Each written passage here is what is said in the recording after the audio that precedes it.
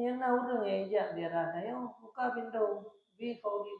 udah apa kumulia senang jame karena ina pijit ibak pi berupan ina dedu apa kamu pan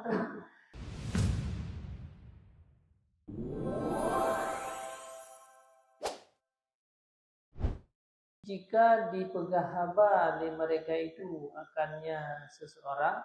bisa dipegahabayakan mereka itu menyaurung itu yang pegahaba nah itu mah yang bakal terjauh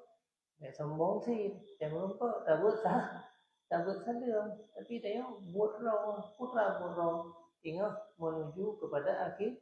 akhirat dan jika dia ziarah oleh mereka itu akannya seorang misalnya di kuliah mereka itu meja umum katanya ya ziarah ya kunjung katanya ya tahu katanya ya undang katanya nah jadi biasalah sih urang tak tahu anak duit Tena urang ya toto pintu kunci ya lah ya anak pun tak tahu ya na urang ya ziarah yo buka pintu bi kauli udah apa kumulia senang jame karena ina pijit ibak pi berupan ina dedu apa kamu pan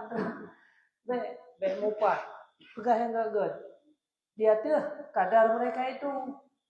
menurut kesanggupan yang wasyakarahum dan diucap terima kasih akan mereka itu terima kasih karena tawilun karena jawaban dan jika diam mereka itu daripadanya hanya itu apa bahkan berpaling daripadanya maka bergembiralah kamu daripada mereka jadi orang kalau usah ada kan yang naudun yang atau perlu yang berbuat istaghnim Tinyan teman yang perlu yang karena anak apa ya lihat kesibukan mbak dan puturut keinginan urutnya kalau urut semakin dibantu dia semakin berat sebenarnya yang harus nah, jadi terhadap timang kenapa udah timangnya karena agama karena mensyukuri nikmat yang kagumi dari Allah yang kemudian jadi untuk mensyukuri adanya putra kembali ulama tasawuf baik sedih apabila urang kahanai perumun apabila urang kadi berpaling istaghnim ambil kemenangan adanya wa in kanu fi haqqin wa khairin sa'adahum nya itu yang mengan makhluk jika makhluknya tinggal hendak berbuat kebaikan tinggal dalam kebenaran tolong bantu